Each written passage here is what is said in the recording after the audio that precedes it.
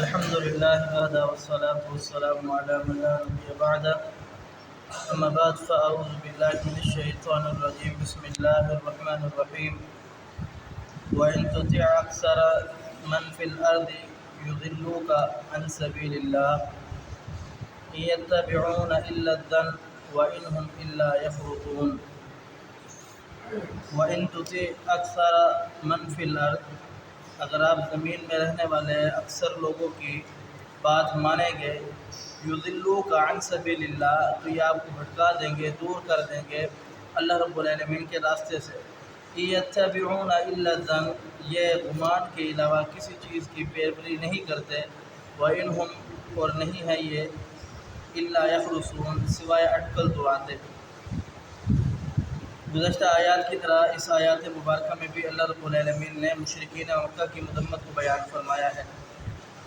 پیارے حبیب پیغمبر علیہ السلام نے کوہ صفا پہاڑی پر کھڑے ہو کر کے دعوت دی، قولوا لا الہ الا اللہ، ایک رب کو مانو، ایک رب کی عبادت کرو، ایک رب کے سامنے جھک جاؤ، ایک رب کی مشکل کشا حاجت روا مانو. تو سب نے آپ علیہ السلام کی مخالفت کی، کہا کہ اے نبی، اے محمد صلی اللہ علیہ وسلم، کہ ہم اس بات کو چھوڑ دیں جس بات پر ہمارے باپ دادا تھے، جس بات پر ہمارے ابا و اجداد تھے، ہم اس بات کو کیسے چھوڑ سکتے ہیں؟ تو اللہ رب العالمین نے بیان فرمایا، اے نبی، آپ ان کی باتوں سے پریشان نہ ہو جائے یا ان باتوں سے گھبرائے نہ، کہ یہ آپ کو کثرت کا، جس طرف زیادہ لوگ مائل ہیں اس چیز کا تانا دیتے ہیں. ایسا نہیں ہے. اگر یہ اس چیز کا تانا دیتے ہیں کہ یہ ہم اکثر زیادہ تعداد ہماری اور ہم حق پر ہیں، تو فرمایا کہ ایسی بات نہیں ہے. ان کے آبا و اجداد تھے، وہ بھی ضلالت پر تھے، یہ بھی ضلالت پر ہے.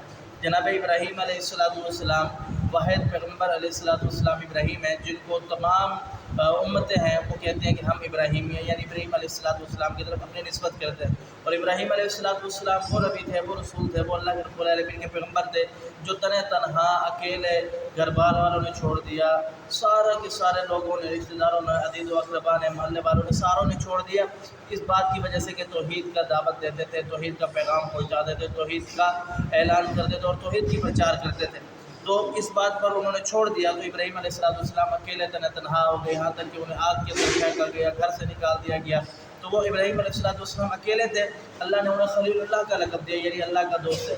اب ابراہیم علیہ السلام تو اکیلے تھے، اور ان کے مقابلے میں پوری قوم تھی، تمام لوگ تھے، بادشاہ، رعایا، عوام، چھوٹا بڑا بزرگ سارے تھے. تو ابراہیم علیہ السلام حق پر نہیں تھے.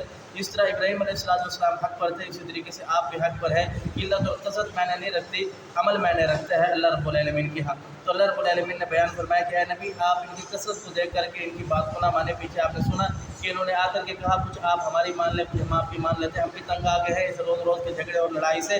کچھ آپ ہماری مان لیں، کچھ ہم آپ کی مان لیتے ہیں، یعنی دین کے اندر کچھ آپ تخفیف کر لیں، کچھ نرمی کر لیں، کچھ ہم پیچھے ہٹ جاتے ہیں. اس طریقے سے ہم آپ کی دعوت کو مان لیتے ہیں. جبکہ اللہ رب العالمین نے بیان فرمایا، نبی ان سے کہہ دے، تمہارا دین تمہارے لیے، ہمارا دین ہمارے لیے. جس رب کو تم مانتے ہو میں اس کو نہیں مانتا، میں جس رب کو مانتا ہوں تم اس رب کو نہیں مانتے. تمہارا رب اور ہے، تمہارے ماننے کے اعتبار سے میرا رب اور ہے. تو اللہ رب العالمین نے اس چیز سے منع فرمایا. اب اللہ رب العالمین بیان فرماتے ہیں، وَإِن تُطِعْ أَكْثَرَ مَنْ فِي الْأَرْضِ يُضِلُّوكَ عَنْ سَبِيلِ اللَّهِ. اے نبی، اگر آپ ان کے اس بات پر جائیں گے کہ یہ کثرت میں زیادہ ہے، تو آپ کو یہ لوگ گمراہ کر دیں گے. جس طریقے یہ خود گمراہ ہے. فرمایا کہ یتبعون الا الظن، یہ کسی مطلب آسمانی شریعت کی یا کسی کتاب کی پیروی نہیں کرتے. یہ کس چیز کی پیروی کرتے ہیں؟ جو ان کو اچھا لگتا ہے، خواہشات کی پیروی کرتے ہیں، جو ان کے حق میں آ رہا ہوتا ہے، جو ان کے لیے آسان ہوتا ہے، یہ اس چیز کی پیروی کرتے ہیں. فرمایا وَإِنْهُمْ إِلَّا يَخْرُصُونَ، یہ اس کے سوا کچھ نہیں کہ یہ صرف اپنی اٹکلیں دلاتے ہیں، اپنے دماغوں سے کام لیتے ہیں، اس کے سوا کچھ نہیں. اللہ سمجھنے عمل کی توفیق دے. قول قولی ھذا استغفر اللہ لی ولکم.